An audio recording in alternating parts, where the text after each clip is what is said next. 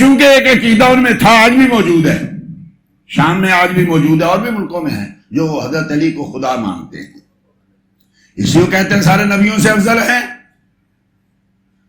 تو یہ عقیدہ یہاں سے آ کے پھر امام حسین کی اولاد میں آ گیا۔ امام زین العابدین کے دور میں رضی اللہ تعالیٰ عنہ کے دور میں بھی چونکہ فرقے تو بن چکے تھے، خارجی موجود تھے، ناصبی موجود تھے، قدری موجود تھے، جبری موجود تھے، مشبہ موجود تھے، شیعہ موجود تھے، شیعوں میں آگے کئی جو تھے وہ موجود تھے۔ تو اب امام زین العابدین سے پوچھا گیا کہ حضور سنی کون ہے؟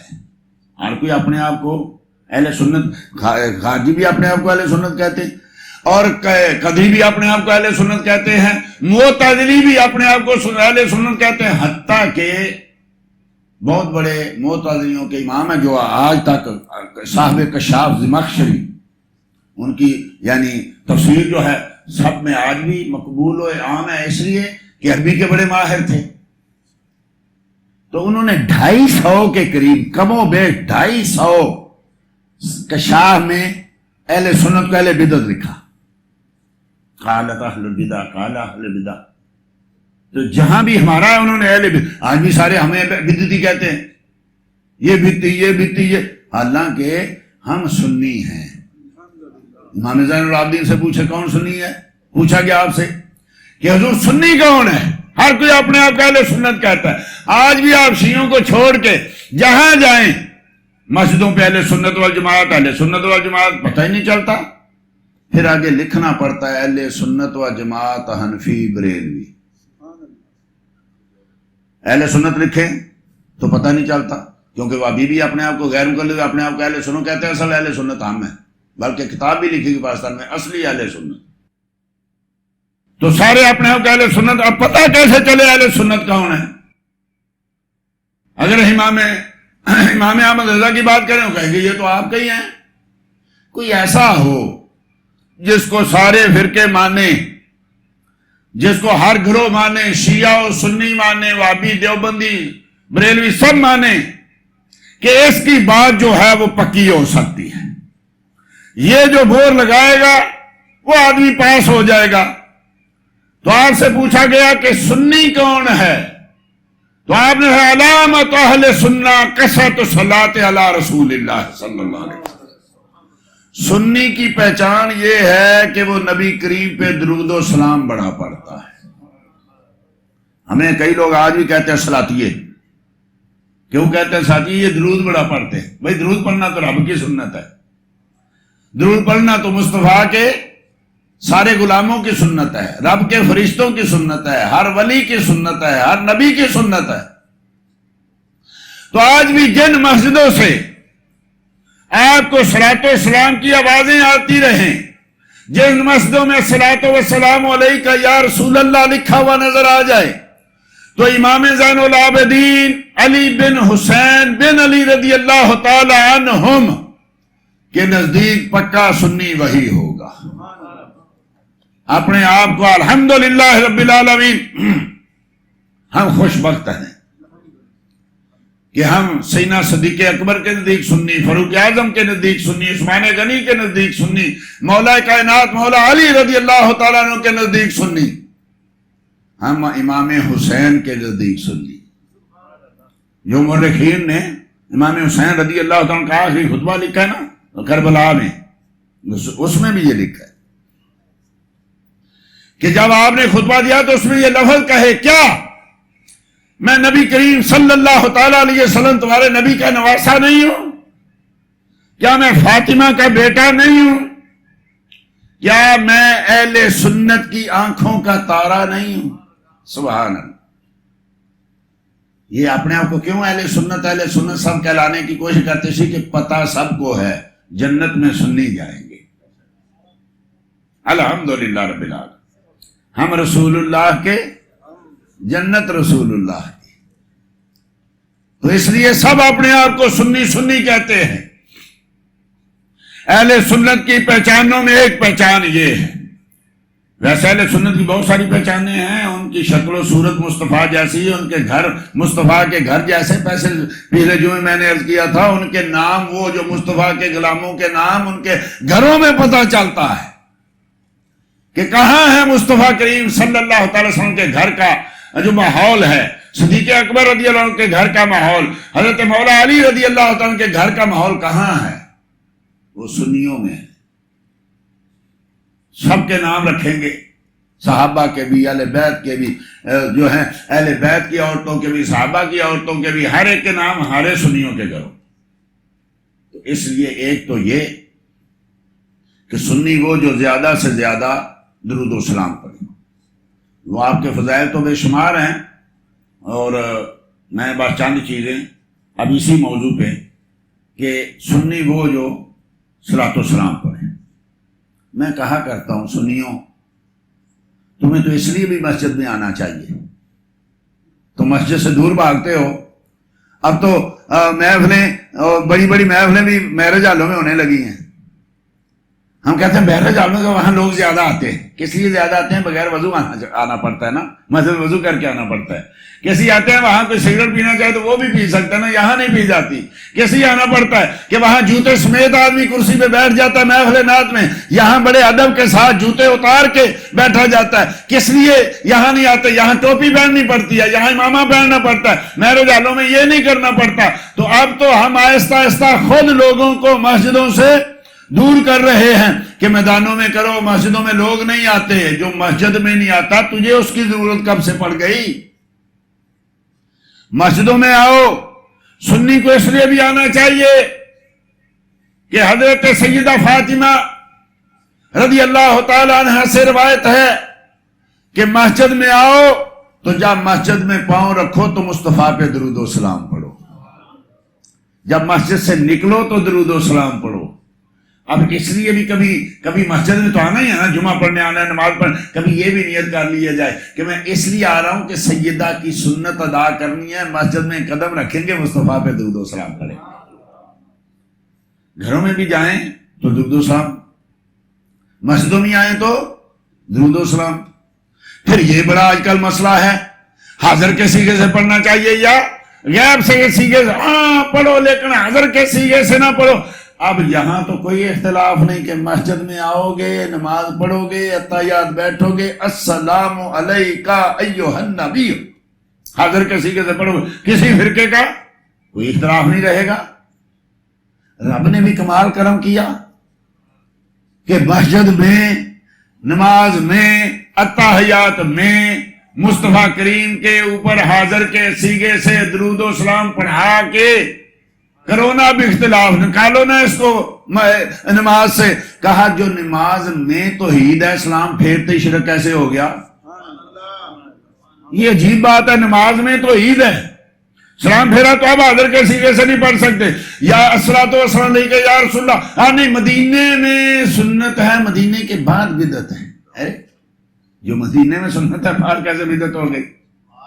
ابھی نہیں، مسجد نبی کے اندر سنت ہے، ابھی اس وقت تو مسجد نبی چھوٹی تھی، اب بڑی ہو گئی، کیا آپ وہاں فٹ لے کے میٹر لے کے ناپو گے کہ یہاں تک الصلاۃ والسلام علیکہ یا رسول اللہ پڑھو گے تو سنت ہوگی، وہاں ایک قدم پیچھے ہو گیا تو سنت نہیں رہے گی، یا یہاں تک تو سنیں گے وہاں تک نہیں سنیں گے؟ ارے سائنس ترقی کر گیا، سائنس نے ثابت کر دیا یہ ہماری زمین ایک ریت کے ذرے برابر بھی نہیں ہے، اور مصطفیٰ وما ارسلناک الا رحمۃ للعالمین ہے۔ کائنات کتنی بھی وسیع ہو جائے، یہ ساری کی ساری میرے آقا کے ایک ہتھیلی کے اوپر رکھے رائی کے دانے کے برابر بھی نہیں۔ یہ دور و نزدیک کے تو مسئلے ہی سائنس نے ختم کر دیے۔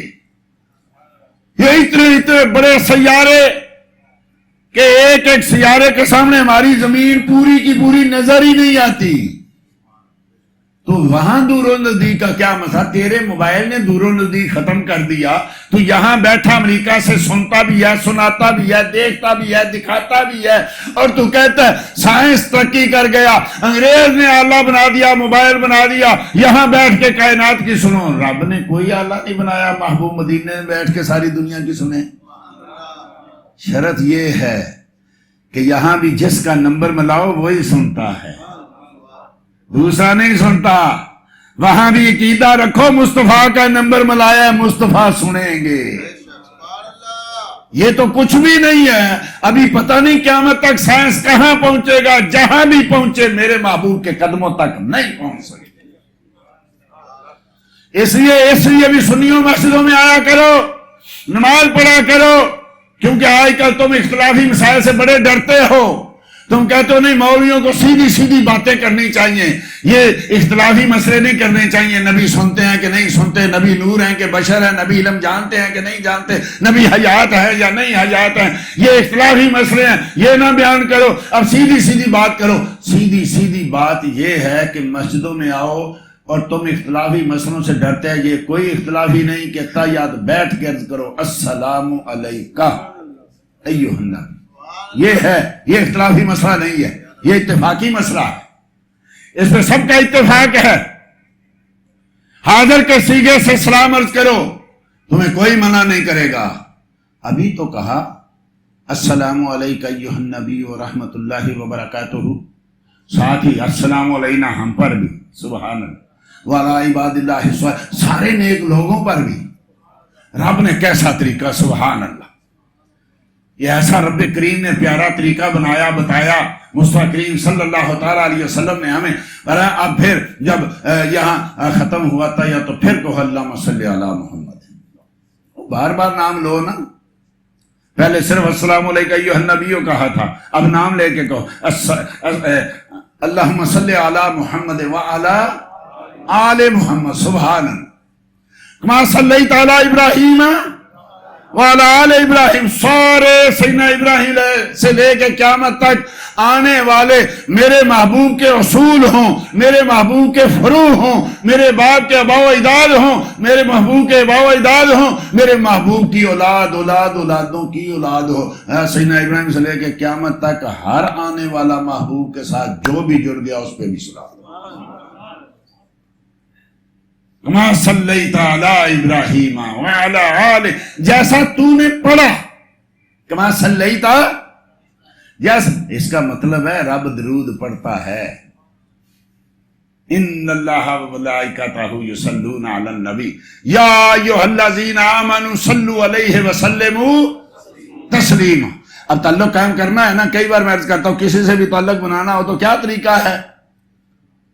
سب سے پہلا طریقہ، آپ کسی سے بھی دوستی لگانا چاہیں، کسی سے بھی رشتہ بنانا چاہیں، کسی سے بھی تعلق قائم کرنا چاہیں، ہر قوم کا اپنا اپنا طریقہ. مسلمانوں کا کیا طریقہ ہے؟ سب سے پہلے السلام علیکم، یہی ہے نا. السلام علیکم، راہ جاتے ہوئے السلام علیکم. یہ ہے پہلا طریقہ کسی سے دوستی لگانے کا، کسی کے ساتھ تعلق قائم کرنے کا، کسی کے دل میں گھر کرنے کا طریقہ. السلام علیکم. کریم آقا نے فرمایا، طبرانی کی حدیث ہے، سیدنا ابو سعید خدری رضی اللہ تعالیٰ فرمائے، جو آدمی ایک دن میں صبح سے شام تک 10 آدمیوں کو، ایک میں ہے 20 آدمیوں کو السلام علیکم کہتا ہے، فرمایا اس کے اس دن کے سارے گناہ معاف ہو جاتے ہیں. باہر نکلتے ہونے اس نیت سے بھی جو ملے گا. نبی کریم صلی اللہ علیہ وسلم سے پوچھا گیا یا رسول اللہ افضل دین کون سا ہے؟ اطعموا الطعام وافشوا السلام، لوگوں کو کھانا کھلانا اور سلام کا عام کرنا.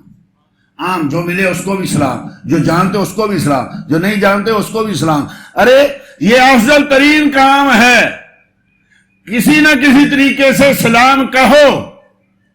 ارے تو 20 آدمیوں کو سلام کہے تو تیرے سارے دن کے گناہ معاف ہو جائیں. ایک روایت میں ہے اس کو فرشتوں کو حکم ہوتا ہے اس کو جنتی لکھ دو. جو 20 آدمیوں کو سلام کہے اس کو جنتی لکھ دو. تو آئرے غیرے کو سلام کہے، تو اچھے برے کو سلام کہے، تو جانے انجانے کو سلام کہے، تو نیک بد کو سلام کہے، 20 لوگوں کو سلام کہے تو جنتی بن جائے. 20 بار مصطفیٰ کو سلام کہے تو ایک دن میں اگر 20 بار تو مصطفیٰ کریم کی بارگاہ میں سلامت کرتا ہے تو کیا عام لوگوں کو کہے تو جنتی ہوتا ہے، مصطفیٰ کو کہیں گے تو جنتی نہیں ہوگا.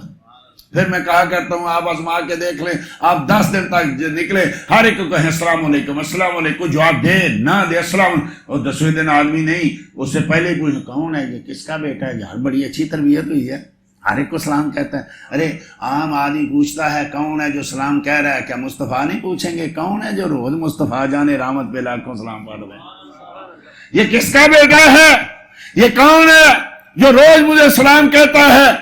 یہ سلام ہے کسی کے ساتھ. آپ کسی سے میں فلاں جگہ جا رہا ہوں حضرت صاحب کے ساتھ فلاں، ارے میرا بھی بھائی سلام کہنا، میرا بھی سلام کہنا. اب سلام کہیں گے تو پتہ چلے گا نا فلاں آدمی نے سلام بھیجا ہے.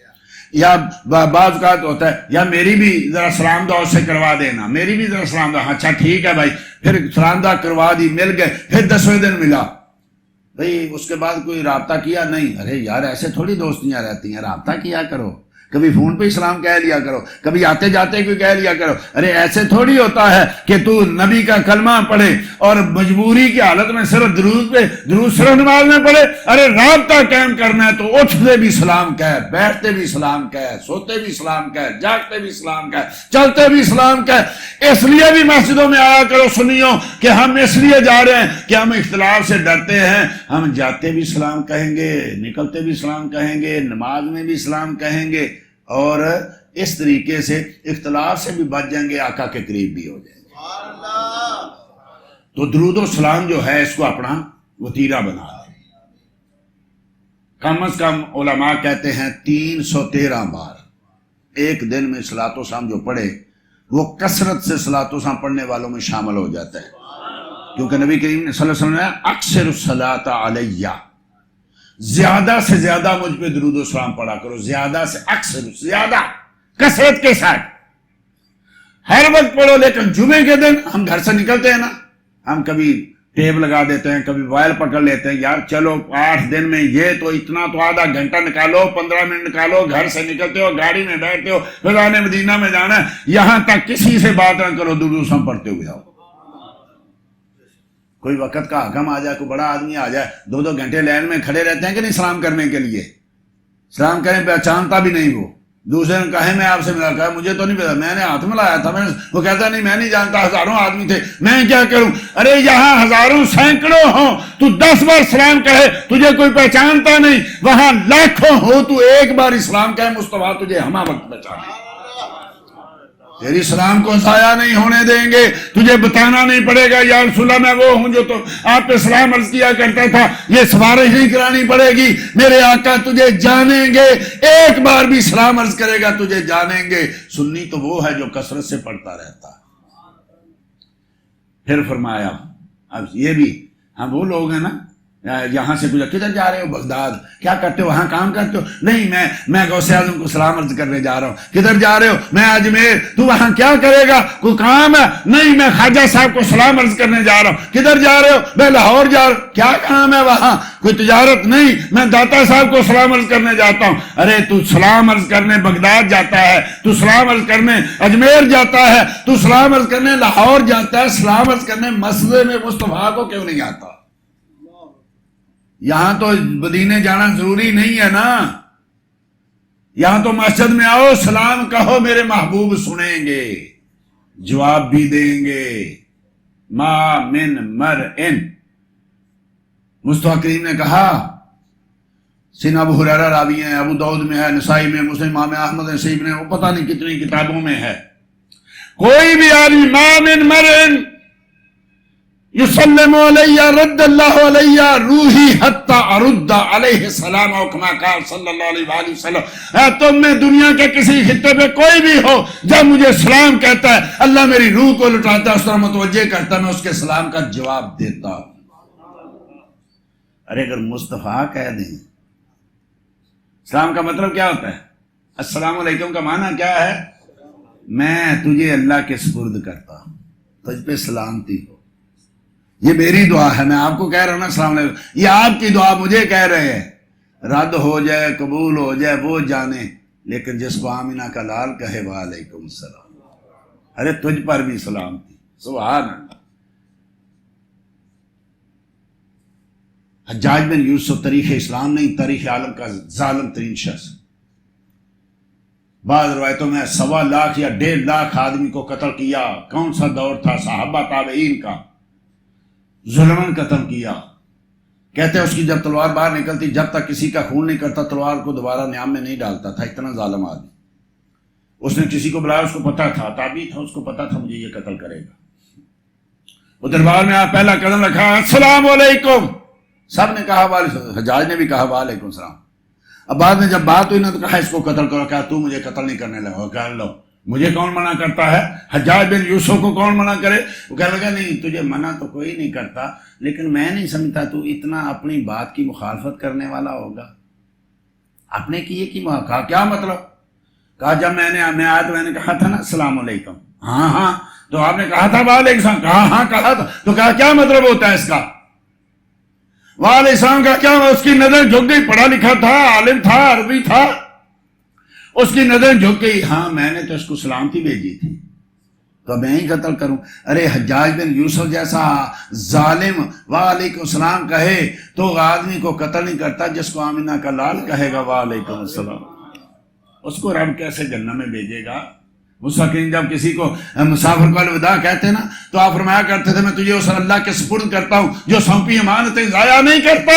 اب جب مصطفیٰ نے کہہ دیا وعلیکم السلام تو ہمیں ہماری جان کو، ہماری اولاد کو، ہمارے مال کو، ہماری رزق کو، ہماری عزت کو، ہمارے خون کو، ہماری ساری چیزوں کو اللہ کے سپرد کر دیا. تو رب امانتیں ضائع نہیں کرتا. جب قیامت کا روز ہوگا میرے محبوب نہیں پوچھیں گے یا اللہ میں نے کچھ امانتیں تجھے دی تھی، میں نے امتیوں کو تیرے سپرد کیا تھا، کہاں ہیں میری امانتیں؟ تو کیا رب کہے گا معاذ اللہ میں نے ضائع کر دی، میں نے ان کو جہنم میں بھیج دیا؟ ارے جس کو مصطفیٰ نے وعلیکم السلام کہا، جس کو مصطفیٰ نے جواب دیا، وہ سب کے سب اللہ کی امانت میں مصطفیٰ نے دے دیے، اللہ کے سپرد کر دیے. قیامت کے روز ان سب کو جنہوں نے سلام عرض کیا ساتھ لے کے جنت میں جائیں. اس لیے درود و سلام کو اپنا وتیرہ بنا لو. اور درود و سلام میں بہترین بے شمار کتابیں لکھی گئی، سبحان اللہ، ایک سے ایک بڑھ کے ہے. غوث اعظم کی کتابیں، یوسف بن اسماعیل نوحانی رحمۃ اللہ تعالی پتہ نہیں کتنی کتابیں لکھی. اور دلائل کے لحاظ سے سب سے بڑی کتاب جو ہے سعادت الدارین امام محمد یوسف اسماعیل نوحانی رحمۃ اللہ تعالی نے لکھی. اس کا ترجمہ بھی ہو چکا ہے، وہ بھی پڑھ لیں کبھی موقع ملے تو. لیکن سب سے زیادہ جو اولیاء کی مقبول ترین کتاب ہے وہ ہے دلائل الخیرات، امام سلیمان جزولی رحمۃ اللہ تعالی علیہ کی. اگر آپ اس کے عامل بن جائیں، پڑھنا شروع کر دیں تو اللہ کی رحمتیں برکتیں مل جائیں گی. اللہ کے کرم و فضل سے بے شمار اولیاء سے، علماء سے یہ مجھ پہ کرم ہوا کہ انہوں نے مجھے دلائل الخراشی کی اجازت دی. اور میں کتنے سالوں سے مجھے یاد نہیں، میں اس کا الحمدللہ عامل ہوں. اللہ قبول فرمائے. میں چاہتا ہوں آپ لوگ ہمارے ساتھ ہیں، آپ لوگ ادھر جمعہ پڑھتے ہیں، ملتے ملاتے ہیں، خدمتیں کرتے ہیں، آپ سب اس کار خیر میں شامل ہو جائیں. مجھے جو بعض بزرگوں سے دلائل الخراشی کی اجازت ہے وہ ہے سفر اور مظفر میں سفر آ رہا ہے، یہ شاید اس بدھ کو شاید شروع ہو جائے گا. بدھ کو ہے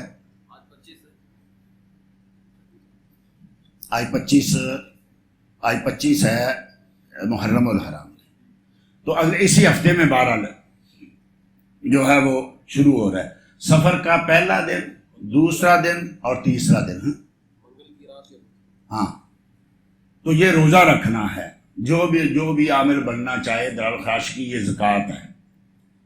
محرم سفر کی پہلی، دوسری، تیسری کو روزہ رکھنا ہے، اول سے لے کے آخر تک دلائل الخراشی پڑھنی ہے. جو دن ہو اس کا حزب الگ سے پڑھنا ہے، 7 حزب ہیں اس کے، پیر سے شروع ہوتے ہیں. جو اس دن پڑھنا ہے، مثلا فرض کریں کہ بدھ کو ہے تو بدھ کا روزہ رکھ کے اول سے آخر تک دلائل الخراشی پڑھنی ہے اور بدھ کی الگ سے پھر پڑھنی ہے. یہ بہت سارے اولیاء، بزرگ، علماء نے مجھے اس کی اجازت دی. میں سب دوستوں کو اجازت دیتا ہوں،